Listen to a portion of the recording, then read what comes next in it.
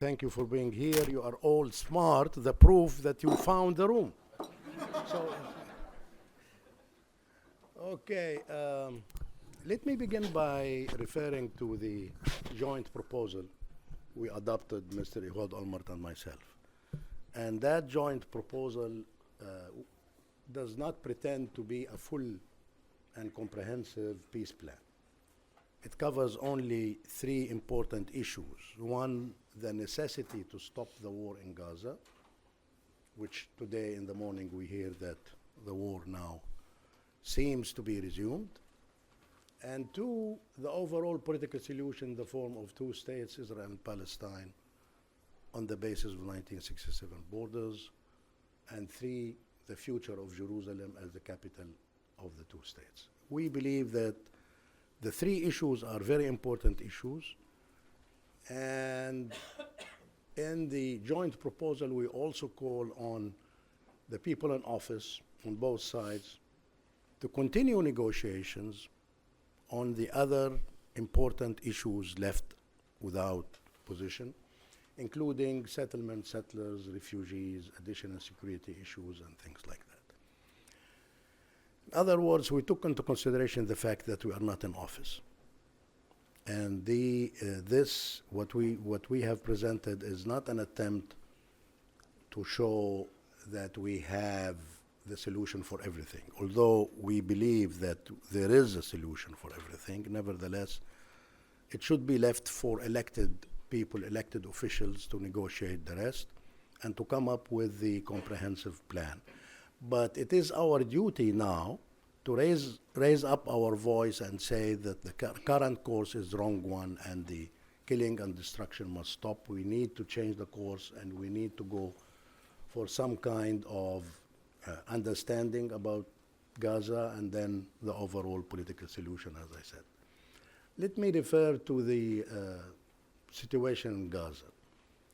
Now, our paper is very close in part of it to what was presented by President Biden to the international community and then was incorporated in Security Council Resolution 3275. In a way, it was okay, and in a way, it is the first part that was agreed upon in the deal that was reached between Hamas and the Israeli government, the current Israeli government. Now, when the deal was reached, we were put in a dilemma.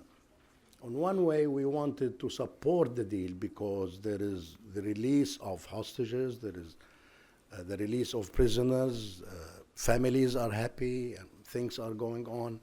There is the entry of the humanitarian assistance. All these are important things for the people, and we wanted to support that. At the same time, we understood that there is no agreement on the second phase. There is no agreement on the political aspect and what would happen in Gaza after that. So, nevertheless, we said, fine, we support the deal, but we will see what's going to happen. And now we are stuck. Now we are stuck. Now I have to refer to the ideas of forced deportation of Gazans, building Riviera and things like that, just simply to say that it is utterly unacceptable to speak of any forced deportation, mass deportation of any Palestinians from Gaza or the West Bank or anywhere else, or any person in the world. I mean, this is something that violates strongly international humanitarian law and should not happen. Unfortunately, until now, we don't see such a forceful international reaction to the idea. But anyway, the idea is not implementable anyway, given the position of Egypt and Jordan, the countries surrounding Palestine. And I want to be very clear here and say this forceful position is final and it's not going to change. Why? Because it has to do with the national security of the two states. It's not the Palestinian interest that drives the position, it's the national interest of these two states, so it's out of question. It's not going to happen. Then came, of course, the Arab Summit and the plan that was adopted. And I want to be positive with the plan. I want to say that let's consider it as a step in the right direction. Let's not say that it's a failure, and let's work together to improve this plan in a way that would make it operational, which I think, unfortunately, it is not at this stage. Because of the American position, because of the Israeli position, I don't think that it's going to happen. We need to add some elements to the plan, including elements related to the necessity of Hamas departing from the picture, and including elements that deals with the necessity of taking into consideration, one, that Mr. Abbas and his cronies are not going to come back to govern Gaza, but at the same time takes into consideration the necessity of achieving unity and territorial integrity of the Palestinian land. It's a little bit complicated, but it's a must, and we have to achieve that. Now, then came the negotiations, direct negotiations between the U.S. government and Israel and Hamas, and I think that was a terrible mistake. Why? It is not because of what Hamas represents. It's because of lack of the intimate knowledge of the Palestinian situation. You cannot deal with the situation with just superficial knowledge that leads to a position saying, for instance, okay, disarm and leave Gaza. It's not going to happen. This is not going to happen. And I'm ready to take the responsibility for saying that. Now, what can happen is something different, but maybe achieving same results. Something like transforming Hamas into a political party, giving them an opportunity to play a role in the political life, Palestinian political life, whether in Gaza and the West Bank, or things like that. And then you have to find solutions for the security and the arms and things like that. That can be achieved through Palestinian discussion, inter-Palestinian discussion with Hamas and other parties. So solutions are there. We can find solutions, but we need to put the pieces in place, which is not easy. Unfortunately, until now, I was hoping personally that the Arab Summit will be an opportunity to achieve precisely that. Well, as we agreed, hopefully agreed, that it was a step, but not really a complete one. So we'll see what's going to happen. Until now, we don't have the pieces in place, but we know what should be done, what has to be done. We know, all of us, and that will lead to the overall political solution. Let me finally, not to take lots of your time, mention one thing. Arab security presence. We propose in our joint proposal an Arab security presence. This is different than an international force. Arab security presence that can have additional component, European component or whatever component, but not an international force. What's the difference? International force, it's basically non-Arab, and it has to be done through the Security Council, which is a no-go, as we all know. We cannot have an international force because the United States is not going to put boots on the ground. And if the United States does not put boots on the ground, the friends of the United States are not going to put boots on the ground. There will be no Security Council resolution. And most important of all, there will be a hostile position by the population. Because you don't remove the Israelis to bring us Australians or Canadians or French or Germans or whatever. It's not like that. Arab security presence is something different. The Arabs will have the opportunity to tell the Palestinians, especially those in Gaza, that we are coming with Israeli commitment, A, to full withdrawal from Gaza without return, and B, to the political process that leads to Palestinian state with an agreement on the state in advance, a priori. Now, mutual recognition can come later, 3 years or whatever, but agreement on the end result should happen from the beginning. Finally, I want to say that what we propose, I think, is something that is doable, provided that it gets the necessary support from the public and from certain governments, especially in the region. And two, it's the only way forward. Now, of course, the two sides can negotiate the relationship between the two states up to a confederation or in between. We will see, but we cannot be ahead of ourselves and say this should be the situation. We don't know what's going to happen. And, all other ideas, while are meant to be positive, one state or I don't know what, but in reality are something that cannot be implemented. So in reality, we have only this, the idea, the principle of partitioning the land and having two states, with some negotiations on the relationship between the two states up to anything that can be decided, confederation or even more than that. But it's the idea of having two states that's a necessity, and that there is no alternative to this. So finally, the 1 page and quarter that we presented, while it's short, I think it's full with ideas, including ideas related to the situation in Gaza and ideas related to the overall political solution. Thank you all again, and I know I don't want to take more than what I took from your time, and of course we'll be ready at a later stage to involve with any discussion that you might want to have. Thank you very much.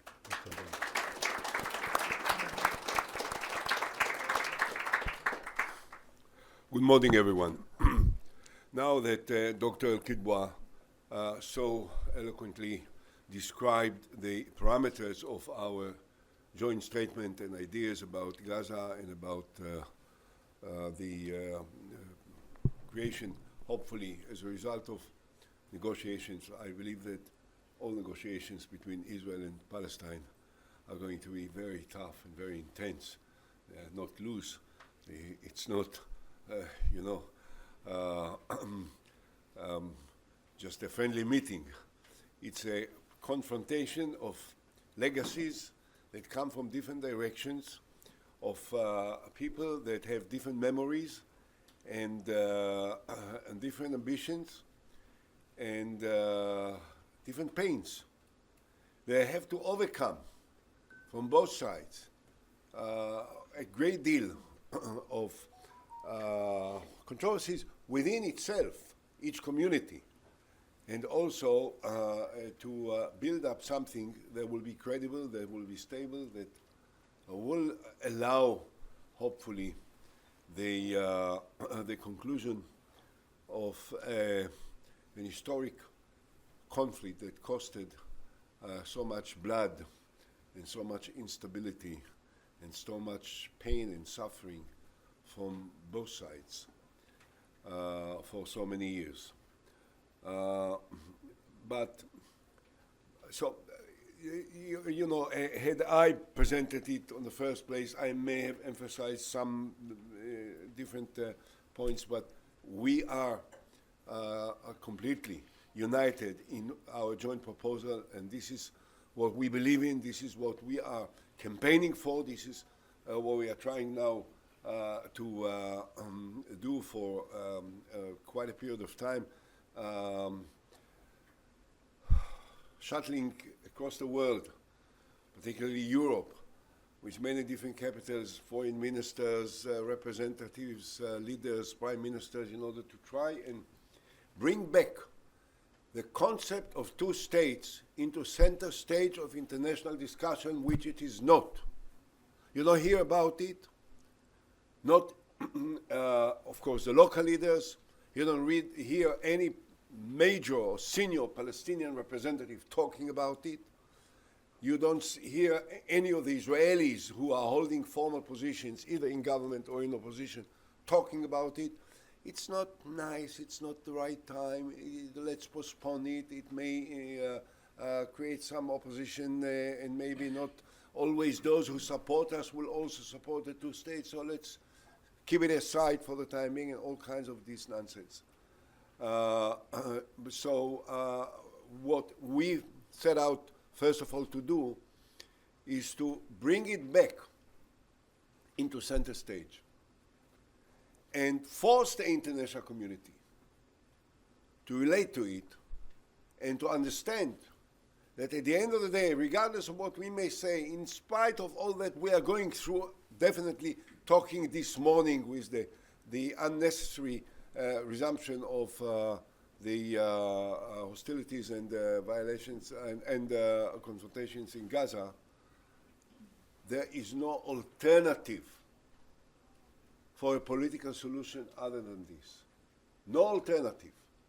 There can be many ideas. There one-state idea, which is sometimes sounds to be attractive to some, but which is, in my mind, is a non-starter, because this is a prescription for endless historical confrontations and terror and fighting and bloodshed between Jews and Palestinians forever. But this is one way that people can discuss and talk about. There are other ideas. There are some, I don't know if you heard about it, some that believe that Gaza should be indeed, that the Gazans should be deported completely, not in order to build the Trump Towers hotels, but in order to allow the settlements of Israeli settlers in Gaza as a preliminary step in order to then take over the south of Lebanon for the next step, and then also taking the west of Syria for the third step. So there are some such ideas that are running through, so on and so forth. Now, in the midst of all of this, the most frequent question that we are asked, and believe me now, this is the 30th convention that and conference that we participate together, Dr. Qidwa and myself. He's so patient with me, it's unbelievable. He's ready to hear me time and again, and even though he knows what I'm going to say. Everywhere, in every part of Europe and the Middle East. The most popular question, the frequent question we are asked is, what are the chances? What is the probability that circumstances will change to the degree that we will be able to do what you are trying to do now, which is to first bring it back into the center stage of international discussion, and then perhaps also trying to work on the actual implementation, going through, of course, negotiations between Israel and Palestine and the leaderships, the formal leaderships, the representative leaderships, in order to reach an agreement on all the major issues. Now, number one, I have to say, had it been very popular on the first place, you wouldn't have needed neither Dr. Qidwa and myself. The reason why it is so important is because it's not popular presently. And when it's not popular, if someone will not rise, step forward, up front, and start to fight, no one will talk about it. And there are other things may take place which will be counterproductive in terms of what can be achieved in order to conclude this historical conflict. So, number one, we are fully aware that it is not the most popular idea right now. But I kept saying, and I talk with many Israelis, of course, we have to try and influence our communities to start with. And I take every opportunity. And I say to my fellow Israelis, let's assume that just for the sake of discussion, okay, that we will do what has been targeted by Prime Minister Netanyahu, and we will eliminate every single Palestinian that lives under the sun. Not one single Palestinian with a gun, Hamas, I'm sorry, not Palestinian, Hamas will be eliminated, okay? There will not be any more Hamas. Finished, destroyed, completely. The complete ultimate victory that Netanyahu has been promising and declaring all the time. And then what? We still have 2.5 million Palestinians living in Gaza. We still have 3.5 million Palestinians living in the West Bank. What we Israelis, leave aside now the other side, don't relate to their arguments, let's talk amongst ourselves. What are we going to do? What are we going to do in relation to the 6 million Palestinians? Are we going to be occupied forever? Is that what we want? Is this the destiny of the state of Israel, of the Jewish people? To be occupiers, to deny people, other people, from the fundamental rights of self-determination, for the freedom of movement, for the freedom of speech, for the freedom of occupation? Are we going to keep them subject to the benevolence and the goodwill of the settlers, of the hilltop youth, and what they are doing to them? Is this what we want? Do we believe that we can keep on moving in this world of ours without paying a price? Okay, let's not talk even about moral values, which are essential. But let's talk about the possible ramifications of this manifestation of brutality that is inevitable in the context of this occupation everywhere. So we have to look for a solution. Now, I'm an old guy, and I've been in different places, by the way. Don't get me wrong. I was on the wrong side for a lot of time. But I eventually understood that there comes a time where you have to do what is expected from a mature person who has a minimal degree of respect for himself. He has to look in the eyes of the problem and say to himself, what can be done that will make it different? What can be done that my grandchildren, they are already in the army, okay, 5 of them now, today, some of them in Gaza, and their children will not have to do the same. What do we do that the grandchildren of Dr. Nasser al-Qidwa and his Palestinian friends will not have to go through the miseries and the brutalities and the pain and the blood of occupation, and this is inevitable. So we have to stand up front and fight, and this is what we're trying to do now.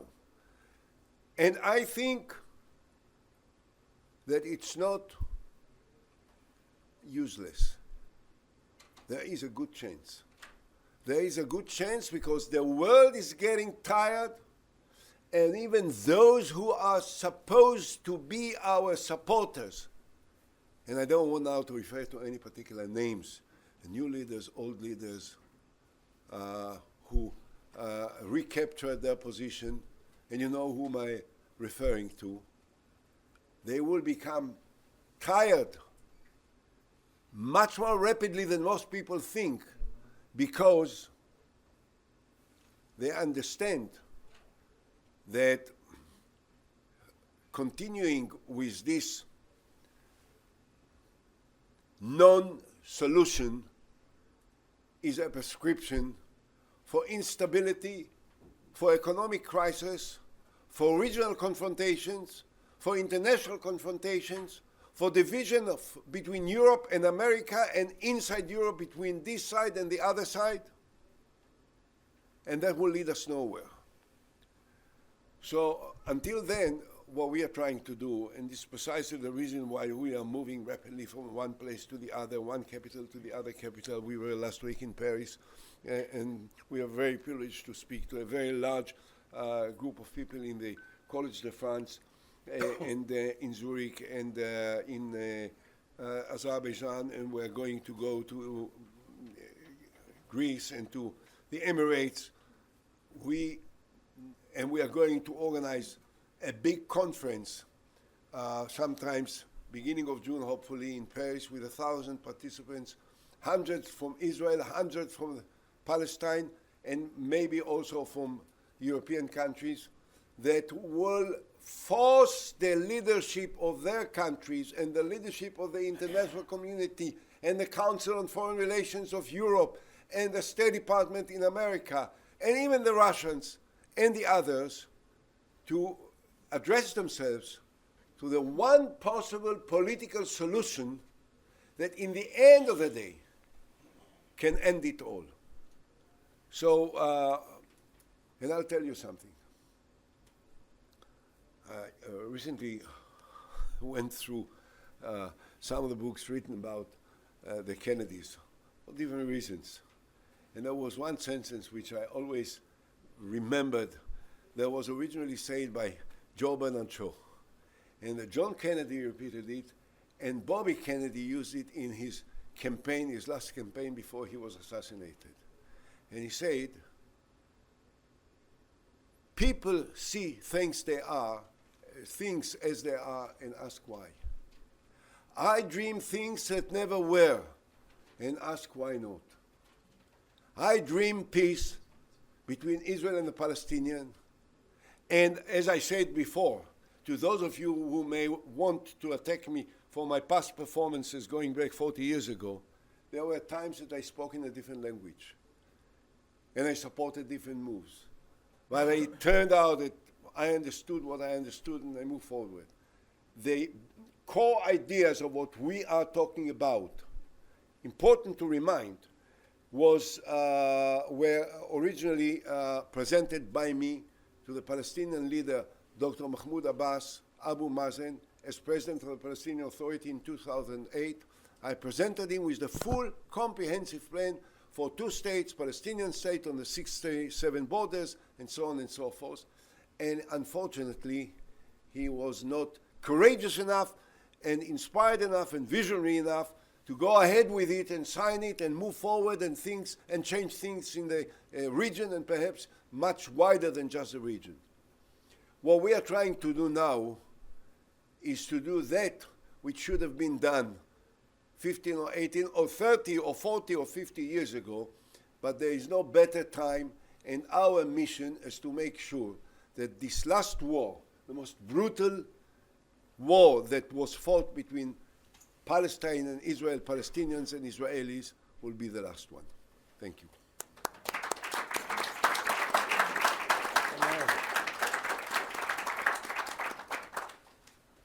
Thank you both. I understand that you will maybe hang around while yes, sure, why not? we will have the Thank you very panelists much. join us. Thank you.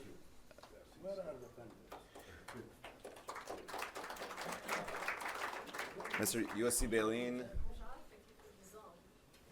Jonathan. We do have two panelists joining us via Zoom as well. I don't know if they have already joined us. Mr. Beilin, please join us. Hiba Husseini, please.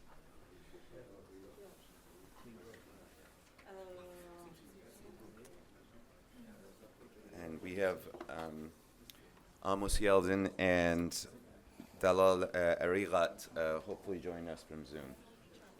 Okay. Do we have Amos on? No? Okay.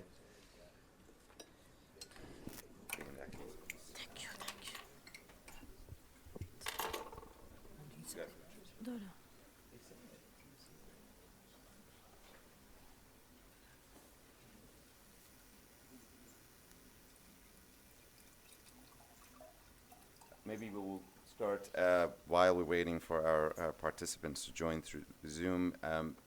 Former Prime Minister, I think we have Ms. Arigat with us. Can you hear us? Great. And as soon as we get Mr. Yeldin and Yadlin as well, hopefully we'll have him on. I'm with you. Oh, there we go. Thank you. Yeah, you might want to come over a little bit this way, not to block. There we go. Thank you for joining us through Zoom. We just heard from former Prime Minister, former Foreign Minister, but given the shortage of time, I guess the ending that former Prime Minister had, let this be the last war, one that just last night has cost over 330 lives in Gaza from the reports that we have this morning at BBC. Obviously on the back of more than 48,000 that have been killed and the victims of October 7th. Maybe for that, I'll start with Jonathan Zagin because, first of all, my condolences. I'm sure all of you will join me as he lost his mother on October 7th. And you have also talked about, there's a quote from you, and I saw it a few places, that the only way to have security is to turn our enemies to our partners. We are in a time where it's hard to imagine in this level of killing that is happening that such thing is even possible. We heard our keynote speaker saying it is possible. Take us through what you think is feasible in these circumstances. Hello. Can you hear me?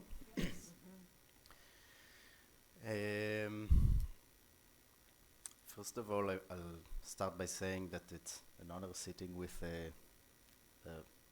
Palestinian panelists. I grew up in the 90s, so Yossi Beilin was considered a political hero back then. Times have changed. There's a children's game in Israel. It's translated into sick, dying, dead. And this is what has happened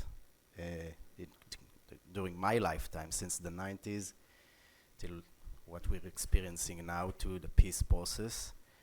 As was said, I, on October 7th, have gone through a very helpless experience, talking with my mother, Vivian Silver, which in herself, she was a very prominent peace builder in Israel and Palestine. Talking with her throughout the morning and having to say goodbye to her on the line while she was being killed. It was a very helpless experience, but out of that helplessness, I had a few realizations. The first one was that it's not that we don't want peace because it's too complicated. Peace is complicated because we don't want it yet. And the other realization that I had, which was more of a sense of responsibility and urgency to participate and to be engaged and to contribute whatever I can into change. Because as I said, I think that it's not a question of plausibility or technicality, it's a question of will. So I felt the need to be engaged in creating that will. That will happen with a movement from a few sides, from civil society in Israel and Palestine, from the political sphere in Israel and Palestine, and from the international community, which has a role of accountability, not just worried bystanders. Because in Israel, we have a blind spot. We see security as the problem, whereas security is just a symptom. It's a symptom of the conflict. As long as we continue to see it as the problem, we will continue to use military force and do more of the same. And just do more of the same and expect different outcomes. We know what that means. So we need a strong signal from the international community as well as our efforts internally. That means offering incentives, and it means also inflicting sanctions and conditioning aid and participating in assertive diplomacy towards the two political sides.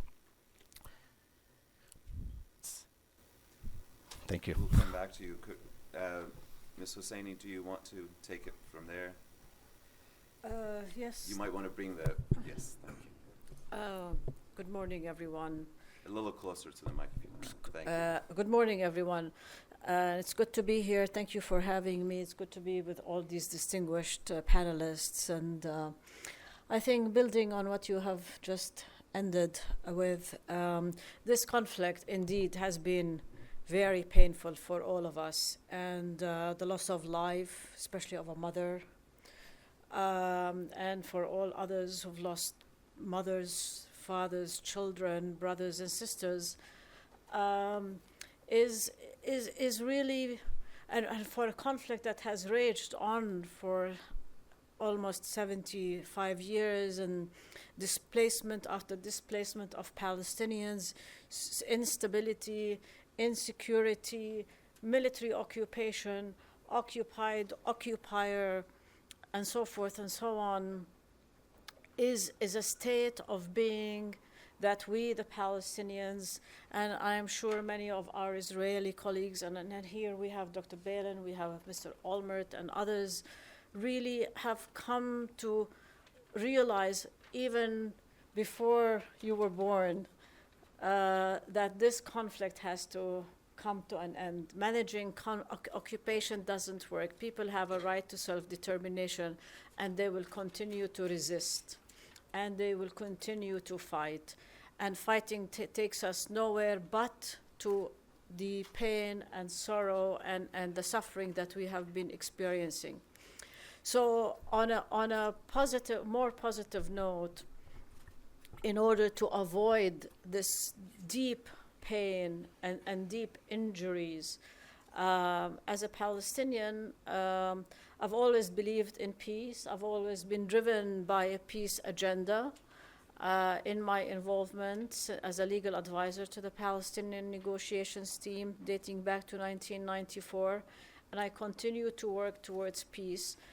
And along those lines, my work with Dr. Beilin on the Confederation is a proposal for a two-state solution.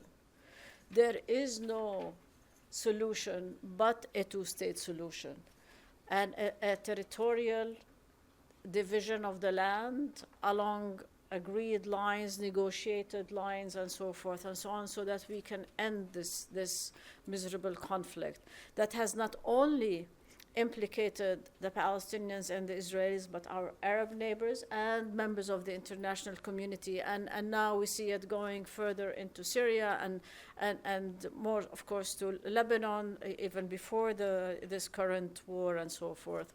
So the instability in the region and the instability, insecurity among Israelis and Palestinians cannot be continued without severe consequences, disastrous consequences for both of us.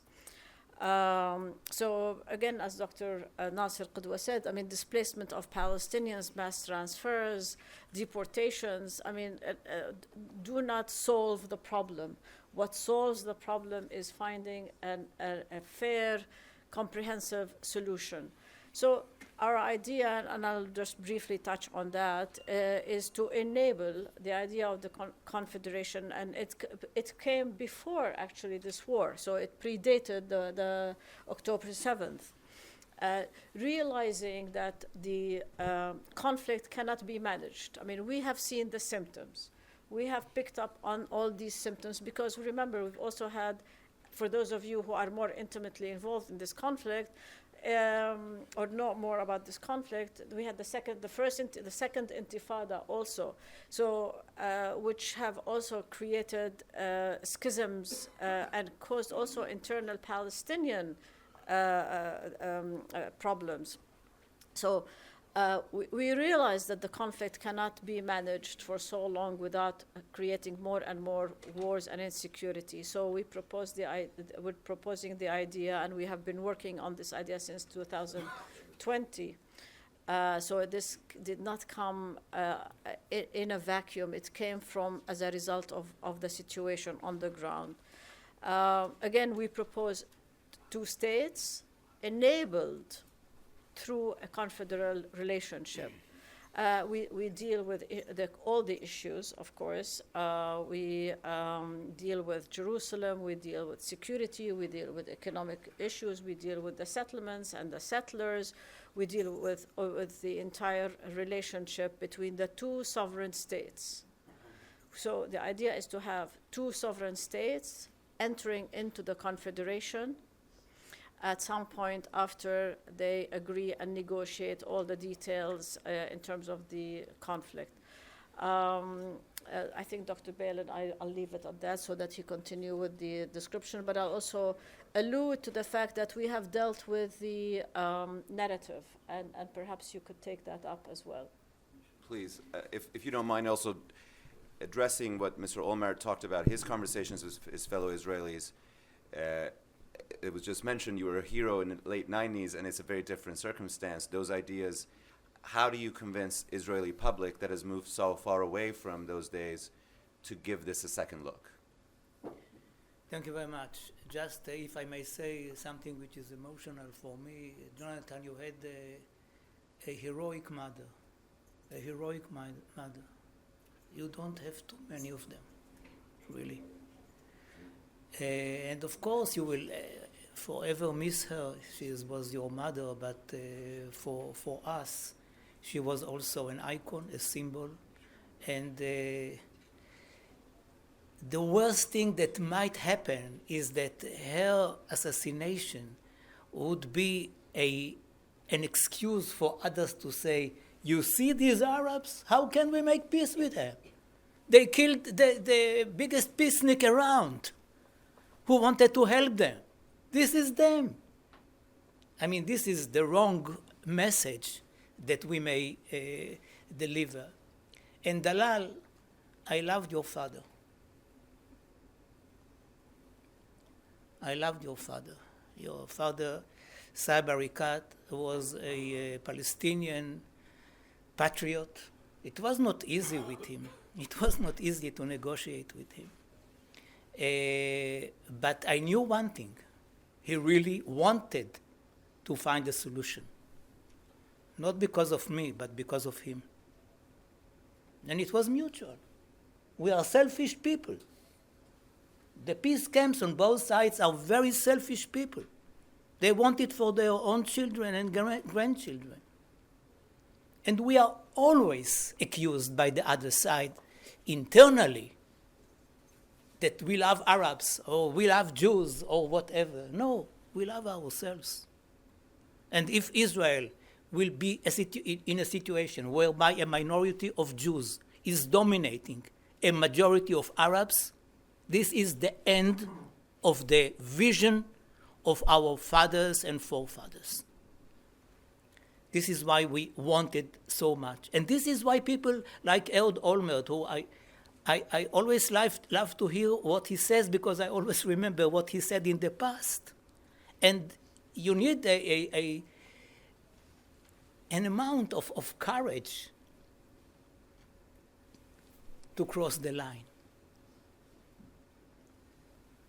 I always remember what you said, Ehud, after we came with the Geneva Initiative in 2003. You said something very interesting. It was in a group of Likud members, and Geneva was quite popular. We got 39%, and the headline of the daily Idiot Achronot.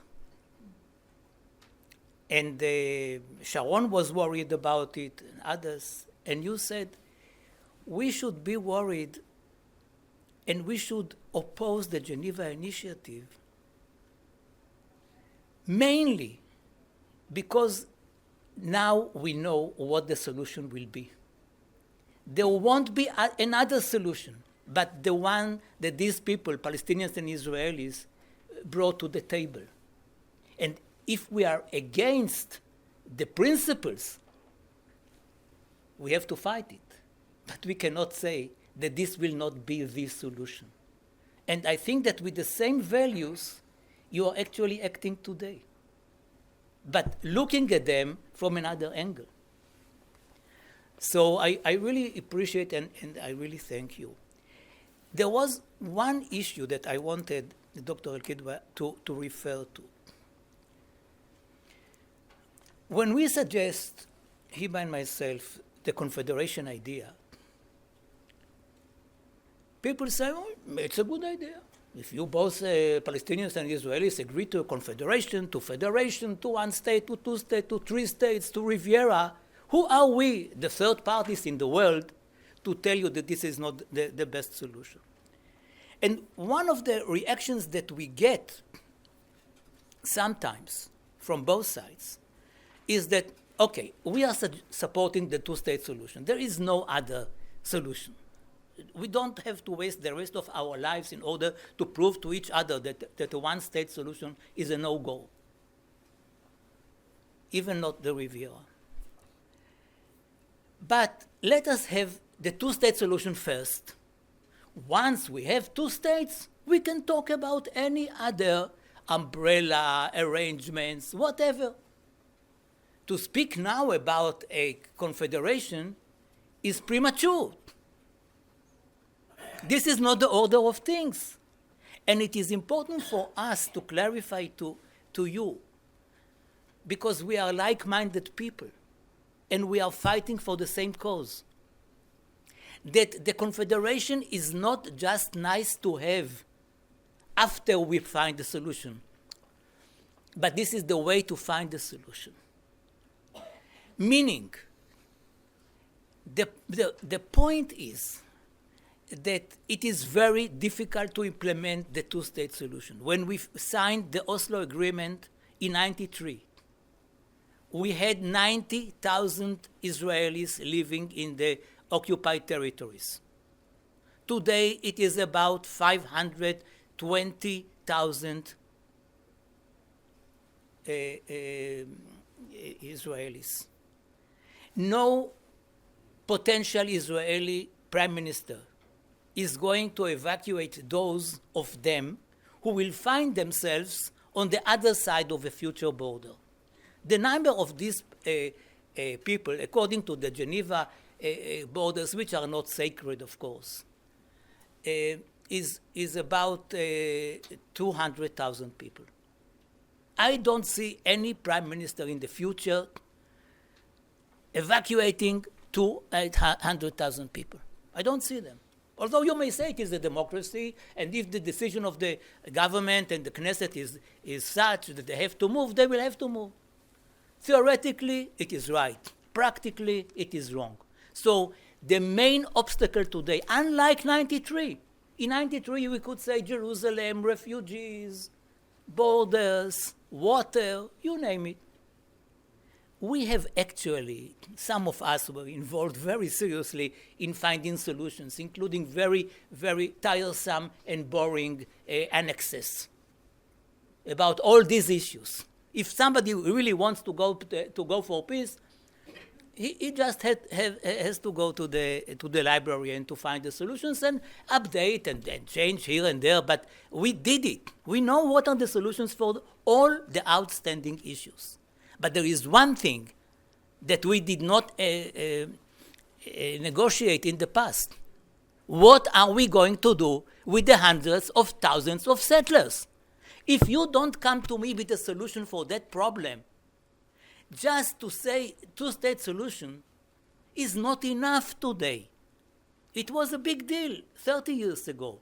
Today this is a consensus, not in Israel, but it is a consensus. So I would like to know what is the answer to this question, because if what we are suggesting, Hiba and myself and our groups, we are not only the two of us, is to have an agreement now about a confederation, not to go for it now, to implement the two-state solution, but to agree that all those settlers who would like to remain in the new Palestinian state will remain there and live there as Israeli citizens and Palestinian permanent residents. And the same number of Palestinian citizens who would like to live in Israel will have the right to do it as Palestinian permanent residents. And it is not the solution for the refugees. It has nothing to do with the refugees. On top of it, once we know, if we negotiate now, that this is going to be the solution, then we can go for the two-state solution. If we now negotiate the two-state solution and we say nothing about the settlers, we are actually turning our eyes from the most important obstacle in the market. So I think that since we are speaking about the same target, each of us from his or her own interest, we should tackle this issue this way or another. If there is another solution, fine. If you want to build a Riviera for them, beautiful. But if we don't come with it and we just say in 2025 we support the two-state solution, this is not enough. And the last point is what Hiba said before. People said to us, in our endless negotiations, the formal and the informal ones, if you don't tackle the root causes for the conflict, you will never solve it, because you always refer to 67 and you ignore 48. And there was something to it. There was something to it. And others said to us, but you will never succeed. Is it possible to succeed, to write a joint story? There are such huge gaps. We see things so differently. Well, thank you very much for having me. It's really, let me start by sharing my feelings. As I see personalities like Dr. Nasser, Yossi, Beilin, and Olmert, sorry, the colleagues of my father, it brings me feelings of hope and sadness. My father, like you, dedicated his life to negotiations, peace, dialogue, and diplomacy. He promised me and my generation peace, dignity, statehood, sovereignty, and liberation. Sadly enough, he had to leave this world without realizing any of his dreams and without delivering to me and my generation. I really hope that you will continue to work for peace and maybe move from the talk to the walk, because I'm afraid time passes very quickly, and I don't want you to meet the same fate that my dad had faced. It's really sad.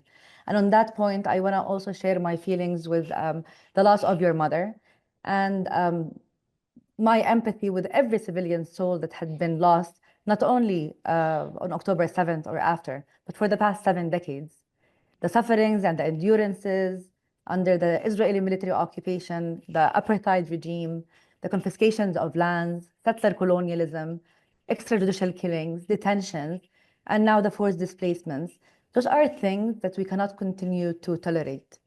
If we are serious about our claim for peace, then as responsible leaders, we need not turn a blind eye to what had happened this morning. When we wake up to Israel continuing with waging a war against displaced people in tents, we have to say enough is enough. It's not okay what is happening. What is happening is when it's not only the labels of displacements or transfer or those are war crimes under international law. So for this sophisticated audience, I want to share some logical, maybe provocative ideas that we should not tolerate what Netanyahu and the right-wing government is doing, not only because we are peace seekers and peace believers, but also because this goes against international humanitarian law, international law, what the arrest warrants of the ICC. Israel is facing a case for genocide in the 21st century. So that's something that you should be working against. This is where Netanyahu and the right-wing government had taken you. And among the questions that were given to me by the moderators for this session were, how do we get rid of Hamas and how do we end the terror? Allow me to say, if we look from an academic, scientific perspective, what Israel is doing on the Palestinian lands against the Palestinian civilians actually amounts to a state terror action. Not only in Gaza and with the 50,000 souls which had perished under Israeli fire, but also in the West Bank. In the West Bank, more than 1,000 women were murdered since October 7th, let alone the 13,000 women, because we are in March and the world is celebrating the International Women's Day. 50,000 pregnant women had to give birth in dire humanitarian conditions. So we're not only talking about our hopes and aspirations for a strategic peace and the two-state solution, which we would love to see realized, but on the day-to-day realities of the sufferings of individuals, of civilians, this cannot continue. When we try to imagine the day after, the governance, yes, I agree with you. We need reconciliation. We need to disarm some movements. We need to stop the violence, because we all know violence can only breed more violence. And that's why I say, as long as Netanyahu and his government are enjoying impunity, nothing will stop the war crimes against the Palestinian people. However, as we talk about a two-state solution, I live in Ramallah, and I try to commute to Jericho to visit my mother sometimes, who is supposedly 30 minutes away, but then my route gets delayed to 2, 4, 6 hours just because of a military checkpoint or a flying checkpoint or an iron gate that is installed randomly between every Palestinian community. What I'm trying to tell you now, I'm not venting, I'm just trying to describe the reality under apartheid and under military occupation that we as Palestinians are living. And here I want to also rise up to the discussion of myself as a professor of diplomacy and my generation who was promised by the PLO leadership, Dr. Nasser, my dad, and others, with freedom, dignity, and all we find on the ground is more entrenched Israeli military occupation and more confiscations and more settler colonialism and more deprivation of basic rights. How do you also convince our people and the generations and my students that diplomacy still works? We want to continue to advocate, but I think it's really prime time that we move from the talk to the walk. It really doesn't take a genius. We don't have to reinvent the wheels of talking about the two-state solution, while on the ground, it is all about annexation. Again, I am a witness on the ground, and many of you, I'm sure, are here. You can see that Israel did not leave any room for the two-state solution. And Mr. Beilin just mentioned 520,000 settlers. No, allow me to correct you. It's more than 750,000 settlers now in the West Bank. So if we talk geopolitically speaking, really there is no, I would love to see the two-state solution realized. Really, I'm a big fan of it, and I still think it's the one and only strategic solution forward. Yet, logically speaking, on the ground, it's all about annexation. It's all about settler colonialism. Netanyahu said it bluntly. He doesn't want a Palestinian state. He wants more settlements. So my intervention, I would like to shed light on, when you speak about the root cause of the conflict, yes, let us tackle the Israeli military occupation. Let us start by ending the Israeli military occupation. Let us also consider that we need to define the border of the state of Israel. Because what we had witnessed in the past couple of months in Syria and Lebanon and the developments in the Golan Heights, etc., are nothing but the translation of the greater Israel that Smotrich and Ben Gvir plans. Those who don't want peace, who don't want to see the two-state solution realized. Again, I want to end on a positive note and share my empathy again with everybody who suffered. But if we are seriously responsible for what we're talking about, then I think it's time we move to action. How do we protect the Israeli democratic state? This is a message to the Jewish Israelis. Israel, really, as a democratic state, had scandalized itself in the past 2 years. The label of democracy was replaced with the label of genocide at the ICJ. This is a serious alarm that every Israeli citizen must be thinking about right now on the international legal level. And I also want to remind you of the 2018 Knesset nation-state law. Because if you want to continue to brag about the democratic state of Israel, this nation-state law only granted rights for the Jewish residents of Israel and neglected and deprived 2 million other non-Jews of the basic rights in any statehood. What I'm trying to tell you is that it is time for Israel to act upon international law, to respect the international rules-based order, and to see that the Palestinians are not only minorities who can enjoy some religious rights or some social rights here and there. They are the people with the right to self-determination, and those rights are anchored and unalienable in the international law. It is Ramadan here for us as Muslims in Palestine. I was born in Jerusalem. On my ID, it says born in Jerusalem, yet I cannot enter Jerusalem. Why? Because Israel doesn't want to grant me my basic right of worshiping, my basic right of mobility, my basic right of being in the town where I was born, for example. I'm just sharing with you some facts about reality because the debate and the discussion needs to rise to a sophisticated and a bit difficult conversation which we need to address. This cannot continue. The Israeli military occupation must end immediately if we are serious. We need a time frame. And having said all this, I still see light. I still see hope. And I still see that with Trump administration, there is hope. As a Palestinian, I don't reject the Riviera of Gaza. I would love to see the Riviera realized in Gaza. I would love to see Gaza become the Saint-Tropez of the Middle East. Yet, if Trump is serious, he can come, he can negotiate with the owners of the land. He can negotiate with the Palestinians who should enjoy the Riviera and not be displaced, because displacement is a war crime to start with. However, I think with the International Coalition for Peace, the efforts done by France and Saudi Arabia, with the 100 like-minded countries, with the Trump administration, the Abraham Accords, with the efforts of the Emiratis, I think we can capitalize, we can leverage on those relations. Yet we need to understand that temporary, short ceasefires or truces here and there will not serve us strategically.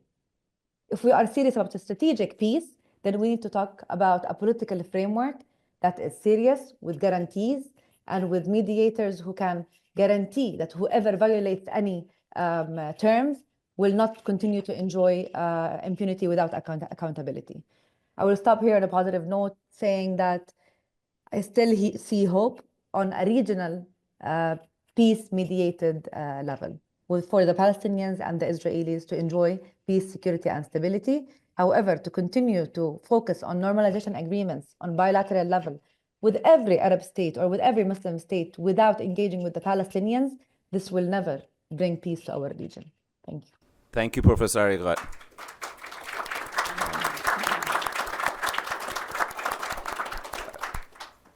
Amos Yaldin, thank you for your patience. I know you have been waiting. We do have about 10 minutes, and I was hoping to go last round, but I don't think we will have that. So take it and tell us how do we walk the talk. Okay, it's always a pleasure to see people who believe that we can reach peace and who are still dreaming on a two-state solution. I was belonging to these people. However, I'm afraid many of them lost touch with reality. And the reality is that on both sides, those who are against two-state solution are having the power and the majority. Hamas is the leading political power in Palestinian society and politics. We saw it on the 7th of October with their attack, cruel attack on Israel. And let me remind you that Israel left the Gaza Strip to the last inch and dismantled all the settlement. And we saw that 72% in the West Bank supported Hamas murderers attack on Israel, killing, raping, burning 900 innocent civilians. 57 supported them in the West Bank, including Professor Arikat. And unfortunately, this is the leading power in the Palestinian politics. In Israel, there was 2/3 of Israelis that supported two-state solution, I was chief intelligence officer near Prime Minister Olmert, which I admire as one of the best prime ministers of Israel, when he submitted a peace proposal to Abu Mazen, and unfortunately, Abu Mazen rejected it, as the Palestinians rejected the Clinton parameters 25 years ago, and they continue to reject every proposal for peace. When we are saying peace, two-state solution, people have different ideas on both sides. The most moderate in Israel and in the Palestinian society, they speak about different parameters on the borders, different parameters on refugees, different parameters on settlement, and you heard from Yossi Beilin, who also gave you some reality check, different perspective on Jerusalem, and of course the Palestinians never recognize Israel as a Jewish state. On the contrary, what we hear more and more in every demonstration, that they are not recognizing Israel at all, not even in the 67 border. They want to be from the river to the sea, very much like our right-wingers, Ben-Gvir and Smotrich. So if you want a reality check, even the opposition in Israel, Gantz, Lapid, not to speak about Lieberman or Bennett or anybody from the moderate right, is not speaking today on Palestinian state. This is out of anybody that will run on this platform. They will not get more than 10%. Because in the Israeli society, the main narrative, we did Oslo and we got the murderers' second intifada, which lost 1,500 innocent people, and we engaged from the Gaza, and we got the 7th of October. So security is now something that even the leftists in Israel will not compromise on, will not compromise. And the security arrangement should be totally different, because we saw the jihadist move in the Palestinian society and the way they are treating now the hostages. This is the #1 issue for the Israelis now. And all what's happening in Gaza is because of the hostages. If the hostages would have given back 15 months ago, the war was over. And Israel will not accept Hamas in the Gaza Strip on any model, not the Hezbollah model that led to the destroy of Lebanon, and not in any other model, as long as they have weapons. So rebuilding of Gaza is a condition to demilitarization of Gaza. This is what we are looking for. I see that I was disconnected, so I will stop.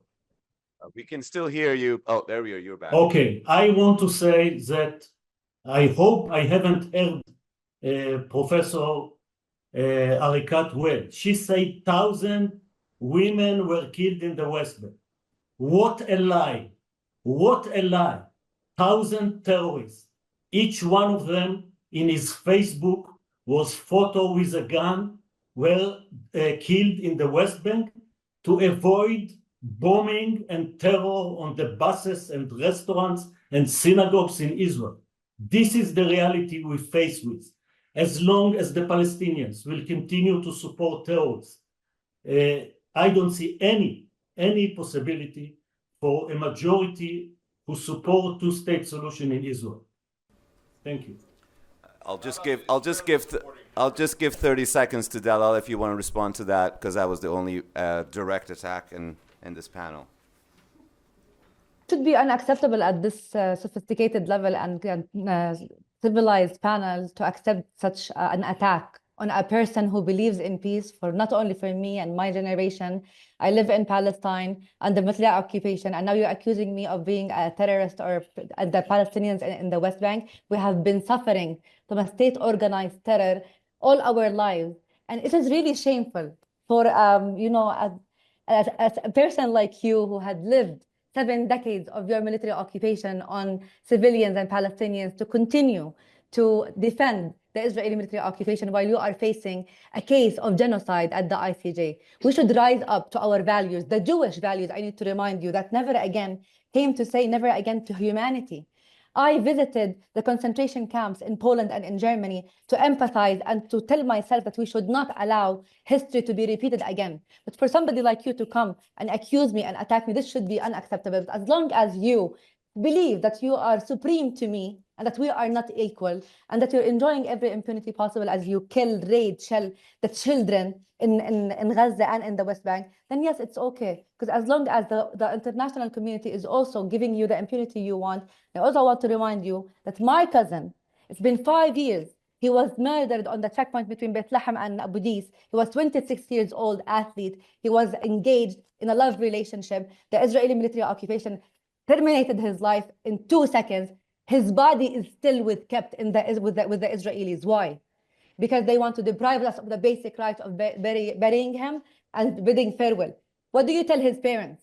He did nothing. He was a very peaceful guy. Myself, I'm a professor, I teach diplomacy.